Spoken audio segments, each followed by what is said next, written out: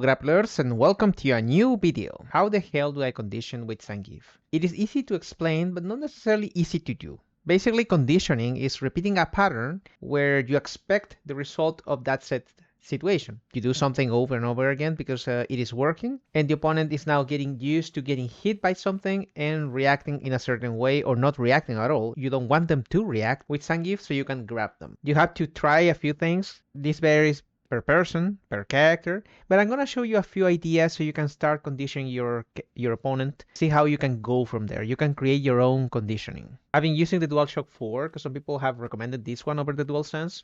Very short review. It's more or less the same, for now at least. Fireball, flash kick. And you might get used to jumping the fireball,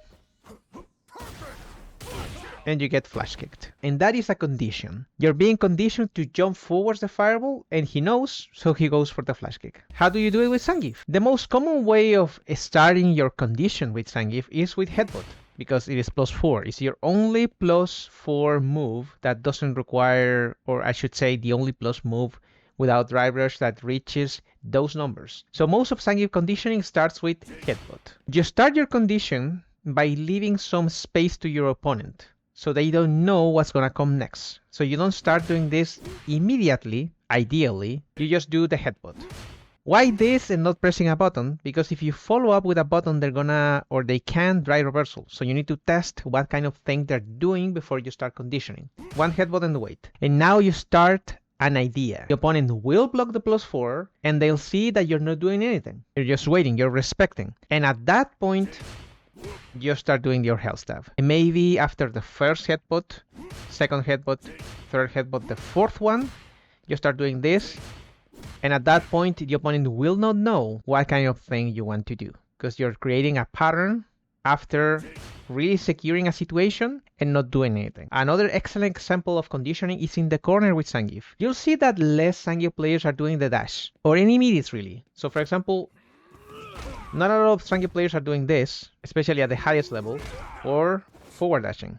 Or even after getting a lariat, forward dashing, even though we have good Oki. Why is that the case? In this game, you have now dry reversal on wake up, and you also have Shoryukens, supers, etc, etc. So a lot of Zangief players, after a knockdown, they walk back. Very obviously, they walk back so the opponent doesn't wake up with Shoryuken, because they know, okay, if this person is walking back, then my Shoryuken will whiff. There's no need for me to do that. Because even though you're walking back, so you let them know Shoryuken is not an option, you can light SPD because you're still in range for light SPD, especially if you're over here. So that's a really good way of start your conditioning. Basically, there's not really a way for you to do a conditioning like if I do A, B, or C, they should do A, B, or C. There's not like a tree that is hard-coded, because opponents can be random. They can Shoryuken sometimes, they can do something sometimes, so as a Zangief player, you don't know what they want to do. So ideally, you start your conditioning very safe and slowly go to a point where you can go crazy and start doing the weird stuff. Let me show you an example in a real match. Itabashi at this point has been using standing heavy punch very well. No one has punished on reaction or on purpose the standing heavy punch. So he's been using it to condition the opponent, to create a distance over here. Also, he knows, this is very specific to Manon, but he knows Manon doesn't have the longest buttons in the game, with the exception of standing heavy kick. It's been happening a lot. You're technically -3 from an on-block standing heavy punch. That's -3. And he's been waiting in the previous match with Idom and other players. He's been waiting here, not pressing anything. They might even know this is -3. So now he conditioned the opponent to press a button from the standing heavy punch so he can press something. And he did a micro back step in order for that standing medium kick to connect. Even though this standing medium punch hides Zangief hurtbox a little bit to the back, you still need to do a tiny back step in order for you to force the opponent to whiff a crouching medium kick. And then you start pressing buttons. It happened again. It's all about spacing over here. I don't try to punish the standing medium punch that was whiffing. Ita-san was just walking back. Allow the opponent to press buttons.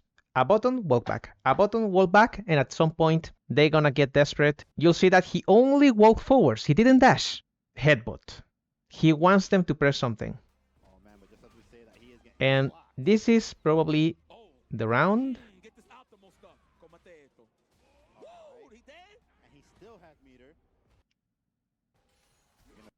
And another standing heavy punch. And he continued this pattern during the rest of the match. As you know, at by this point, Ita-san won the tournament, and the standing heavy punch was a big part of it. Condition is all about patterns, creating a pattern that works. But in order for you to create that situation, you need to establish something first. They get used to getting hit by this and you're not doing anything. Then you change the pattern to hell stab.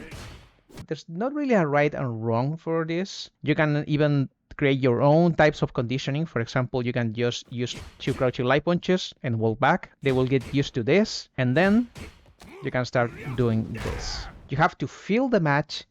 You have to understand what they want to do. But first, again, in order for you to understand what they want to do, you need to do something first and wait before you start seeing how you can condition the opponent. That's basically conditioning. Patterns. If you really like this video, please subscribe. Follow the Siberia Lab on twitch.tv/Siberia Lab. We have some really good stuff going on. I'm playing on pad. Take care of yourselves, hydrate, keep playing grapplers, and I'll see you in the next one. And my controller disconnected. Take care. Bye-bye.